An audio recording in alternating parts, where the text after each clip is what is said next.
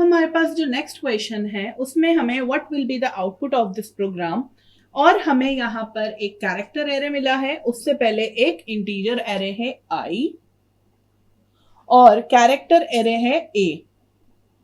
उसका यहाँ पर साइज डिफाइंड नहीं है, बट जो वैल्यू है वो मिली है नल। इट मीन्स कुछ भी वैल्यू नहीं मिली है यहाँ पर। और उसके बाद हमने यहाँ पे लगाया है एक इफ कंडीशन।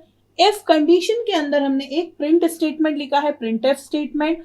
उस प्रिंट एफ स्टेटमेंट के अंदर हम प्रिंट करा रहे हैं एक स्ट्रिंग, और वो स्ट्रिंग कौन सी है हमारी, ए। और इस प्रिंट एफ स्टेटमेंट को ही हमने इफ कंडीशन में लिख रखा है। इफ कंडीशन के अंदर स्टेटमेंट्स में हमारा लिखा हुआ है एक और प्रिंट एफ, और उस प्रिंट एफ में हम लिख रहे हैं the string is empty. The string is empty. अगर इफ कंडीशन ट्रू होती है तो उस केस में ये प्रिंट हो जाएगा, लेकिन अगर नहीं होती है तो हमारे पास एल्स पार्ट में लिखा हुआ है प्रिंट एफ, और यहां पे हम प्रिंट करा रहे हैं the string is not empty. The string is not empty.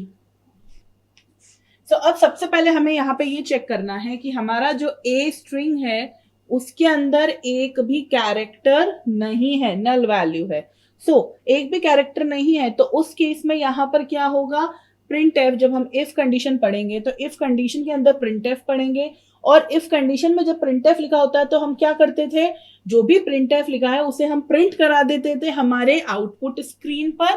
Print कराने के बाद हम क्या करते थे, उसके जो कैरेक्टर्स है, नंबर ऑफ टेक्स्ट का जो कैरेक्टर्स है, उन्हें उस लेंथ को हम रिटर्न करते थे किसे, इफ स्टेटमेंट को, प्रिंट एफ।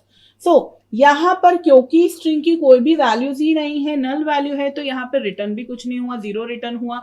और इफ कंडीशन क्या हो गई हमारी, फॉल्स हो गई। और इफ कंडीशन फॉल्स होने की वजह से ये प्रिंटएफ रन नहीं हुआ। और अगर ये printf the string is empty run नहीं हुआ तो हमारा एल्स पार्ट रन हुआ, और एल्स पार्ट एग्जीक्यूट हुआ। इस कारण printf the string is not empty print हुआ। The string is not empty.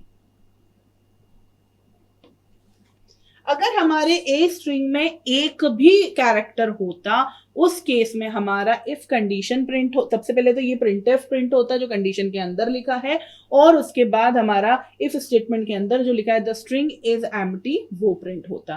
तो इसलिए हमारा करेक्ट आंसर है the string is not empty.